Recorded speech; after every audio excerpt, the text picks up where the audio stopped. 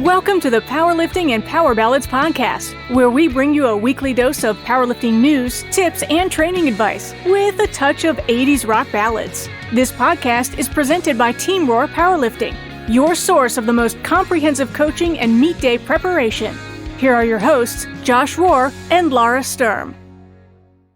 Hello and welcome to episode 8 of the Powerlifting and Power Ballads podcast. We have a very special, interesting episode today because Lara has trusted me to do this episode unsupervised. So I am hosting by myself tonight, and there is no one that is here to keep me in line. So we'll see what happens.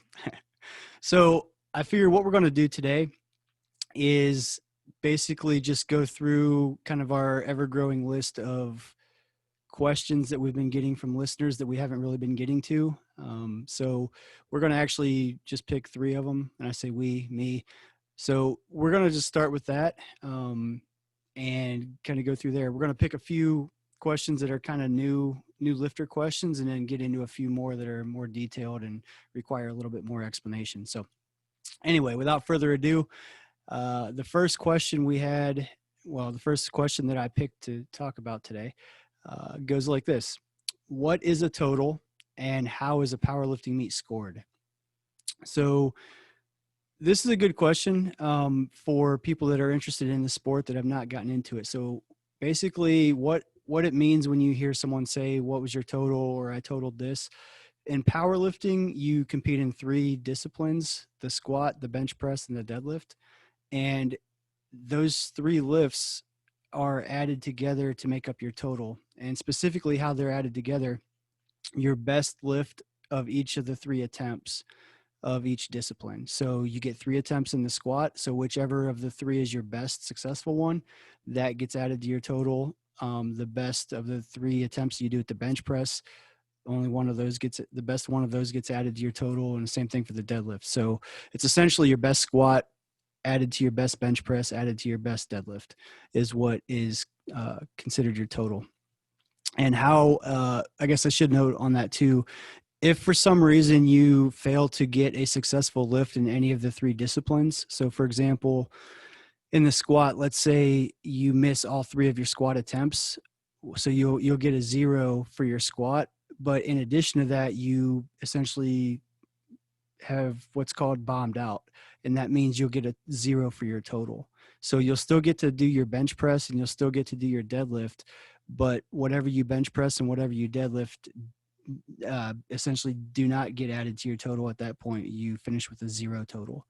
So it's very important. It's very important to make sure you get at least 1 attempt of each of the 3 disciplines. Ideally, you want to get more than just 3 total of those. But ideally, that's what we're talking about with what a total is and how you get a total. The second part of the question was, how is a powerlifting meet scored? And most meets are scored by the highest total in each weight class. So powerlifting is broken down into different weight classes. Whoever lifts the most in each weight class is the winner. Whoever gets the second most is second place, etc. There are a few meets that are, considered pro meets, or they're smaller in terms of participation. They might be scored by formula. And essentially that means everybody is competing against each other on a pound for pound basis. There's a little bit more to it than that, but that's basically how it is. But in general, powerlifting is scored by highest total in each weight class. So hopefully that makes a little bit of sense. If you guys have further questions on that, feel free to shoot us an email, plballadspodcast@gmail.com. I'll throw that little plug in there. Second question we had is, how do you enter a powerlifting meet? And that is actually a pretty easy process. So, speaking just for a USA powerlifting meet, if you wanted to enter a competition, let's just arbitrarily say in November, you can just go to usapowerlifting.com and click on calendar, and it'll have a master list of all the competitions that are coming up from now till, even into next year. and you just you can sort it by state or sort it by, or just scroll through by, upcoming dates, etc. And once you find one that you want to do, basically you just fill out the registration form and you're signed up. A lot of the competitions will require you to be a member first. So again, going to that USA Powerlifting website, you can click on the membership form and fill out your membership. And that's typically good for till the end of the year. So it'd be good through December 31st.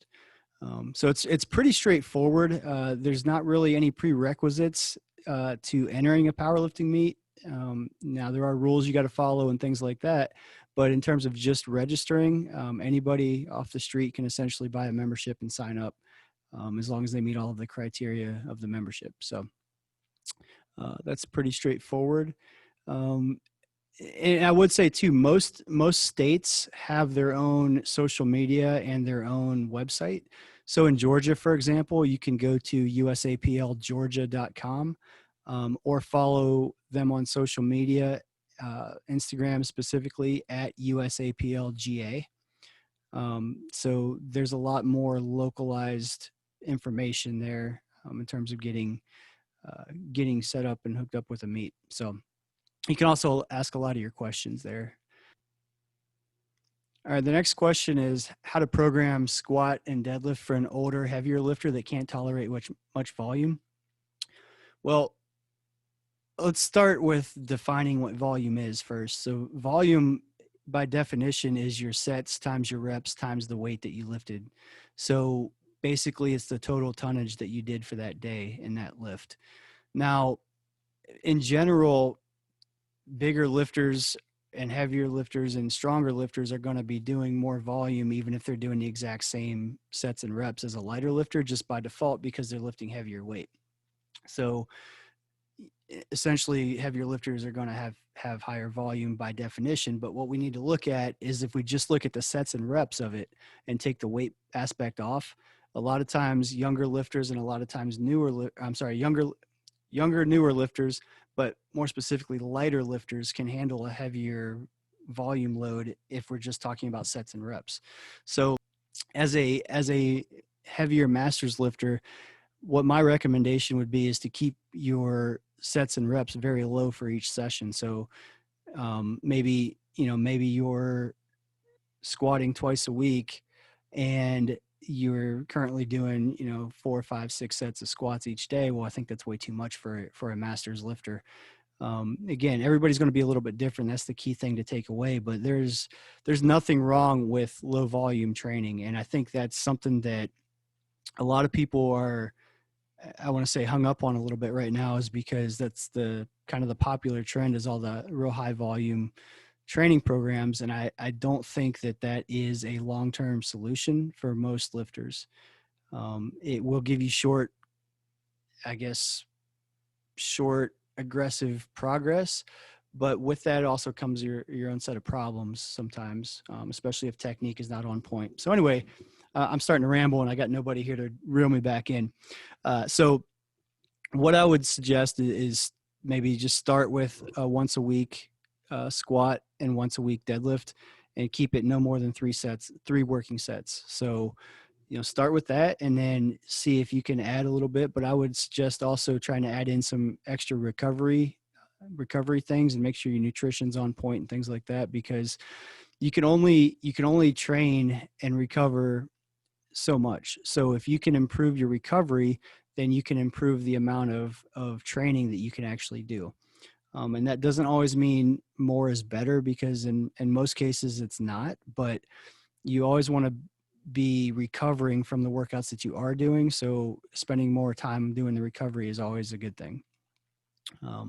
So hopefully that helps a little bit. But I think I'm speculating, because I don't actually know the individual that asked this question, but I'm speculating that they have been hearing about the volume that everybody else does, and they can't do that amount of volume. Well, that I'm fine with that. I don't have an issue with lower volume training. And in fact, most of my programming, I won't say most, but a good amount of my programming is it tends to be a little on the lower side, in terms of volume. So we've had great success with it. So anyway, hopefully that answers those questions. And I guess somebody else kind of pointed this out the other day.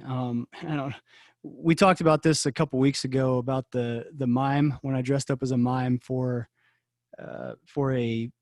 basically a town festival that we did to promote the business, that ended up backfiring because I stayed in character. Somebody brought that up and said, well, you're kind of doing the same thing with the podcast, because you're talking about all this stuff, but you're not really talking about what you guys do.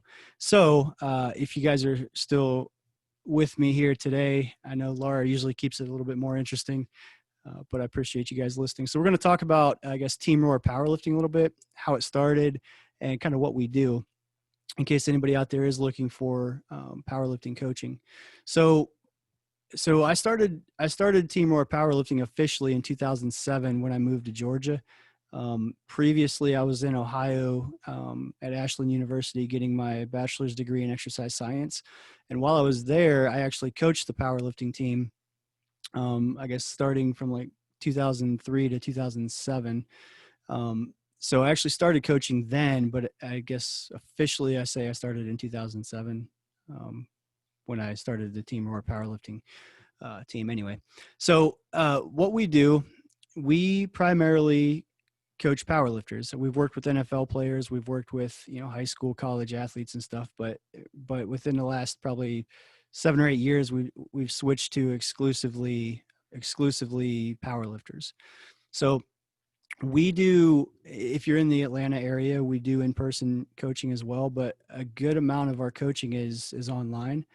And I guess kind of what differentiates us a little bit from what a lot of other people do is all of our programming is 100% customized and written from scratch. So we don't have drop down menus where you just select the exercises, or we don't copy and paste, what worked for somebody else into your program. Everything is very carefully thought out and designed for a specific reason.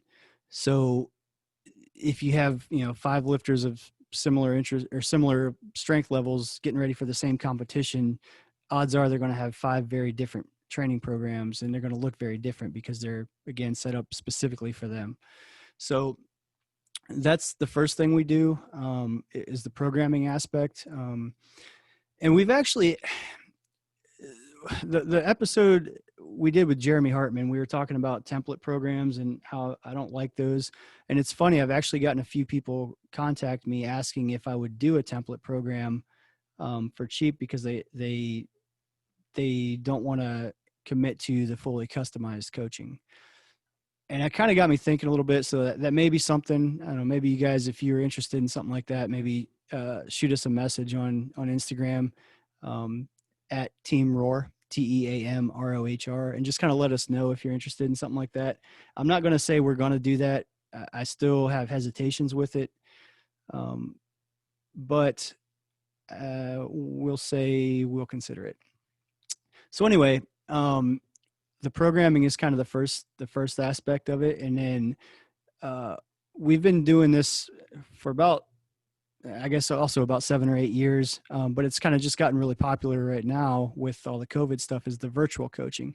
So how our virtual coaching works is everybody that's doing the virtual coaching on a regular basis is on our programming. So they kind of know the system and know how everything works. But we have, not to give away too many details, but we have our equipment set up where we can talk to you in real time as you're training. So you can be mid-set and we can talk to you, and you can see me or whoever's coaching at the time, I guess, in real time. That way, if I'm needing to tell you, hey, push your knees out a little bit more, I can actually tell you and demonstrate while you're squatting, and you can see and hear me as you're actually lifting.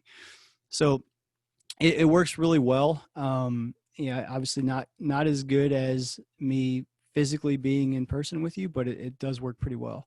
So, that's an option for our clients as well. And we actually have people actually all over the world as we speak that are being coached by us. So if that's something you guys are interested in, definitely hit us up too. But outside of just the coaching, we are very big on, as a team, giving back to the sport. So Just an example, in Georgia, we had a total of 6 meet directors in 2019 and 2020. And all 6 of them, myself included, are Team Rohr lifters or coaches. So we are, I guess, toting the rock, so to speak, in terms of running the meets, but we're always looking for more people to get involved.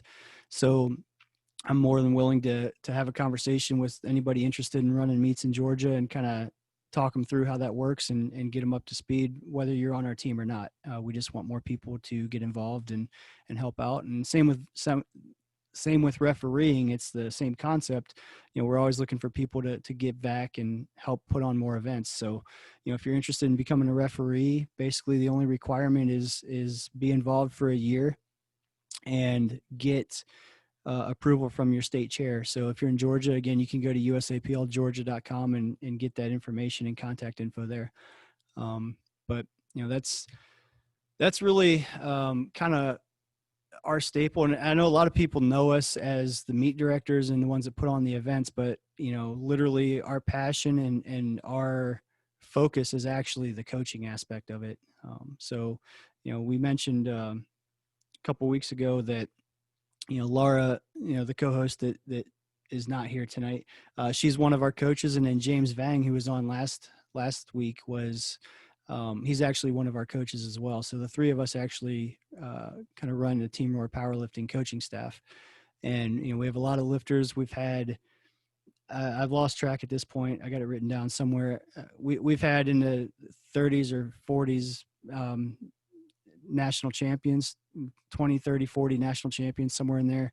And we've had multiple world champions that we've developed. So, we don't exclusively work with elite lifters like that. Personally, I actually enjoy developing the lifters from scratch. So, I would much rather have somebody that's willing to work hard and do all the little things that, is not very strong, is just starting and things like that, and build them up to be something really special. It's something I take pride in being able to develop somebody from nothing. So that's a lot of fun for me. But enough about that. If anybody's interested in powerlifting coaching in Georgia but really anywhere, I think we have one of the best virtual coaching options that there is. And if you guys are interested, you can hit us up on Instagram or shoot us an email. You can just email me directly at plballadspodcast@gmail.com, or shoot us a direct message on Instagram at Team Rohr. So anyway, we are going to move on to my track of the week. We've been talking powerlifting. We got to talk some 80s rock here. So we're on track number 8 this week. This is episode 8. The track of the week this week is Warrant Heaven. And if you don't know that song, look it up. If you're watching on YouTube, I'll put the link in the description of the YouTube channel. Well, the YouTube episode anyway, so you guys can check that out. Excuse me. So I am going to wrap it up here, but I appreciate everybody tuning in today. I know today was probably a little bit more boring, just because, you had to listen to me the entire time, and I know that gets boring. So anyway, thanks for tuning in, guys. Do share. If you enjoy this podcast, share it with your friends. We are on Instagram at PL Ballads Podcast. And then again, you can shoot us an email at plballadspodcast@gmail.com. Thanks again, guys, for tuning in, and we will see you next week. Later. Thank you so much for listening. If you enjoyed today's episode of the Powerlifting and Power Ballads podcast, please remember to subscribe and share it with your friends.